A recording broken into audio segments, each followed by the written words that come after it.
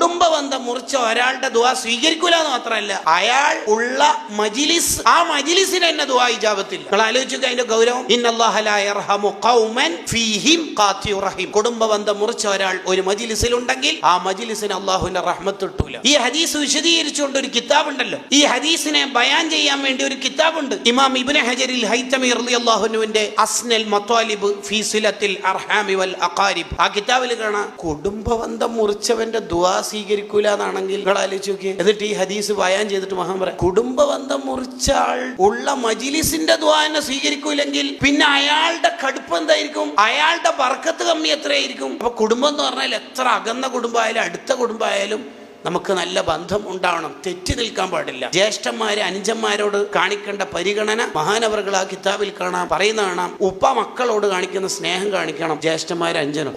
പുതിയ കട തുടങ്ങുന്നത് ചോദിച്ചിട്ട് ഞാൻ സഹായിക്കണമെന്നുണ്ടാകുന്നു, അങ്ങനല്ല. ഇളയമ മൂത്തന്മാരോട് ഉമ്മാന്റെ പരിഗണന കൊടുക്കണം. അൽ ഖാലത്തു ബിമൻസിലത്തിൽ ഉമ്മി സയ്യിദുനാ റസൂലുള്ളാഹി സ്വല്ലല്ലാഹു അലൈഹി വസല്ലം. അൽ ഖാലത്തു ബിമൻസിലത്തിൽ ഉമ്മി. മൂത്തമ്മ ഇളയമ്മമാരോട് നല്ല പരിഗണന ഉണ്ടാവണം. മൂത്താപ്പമാർ ഇളയപ്പമാർ അഥവാ ഉപ്പന്റെ ജ്യേഷ്ഠൻ അനുജൻ അവരോട് ഉപ്പക്ക് കൊടുക്കുന്ന പരിഗണന കൊടുക്കണം.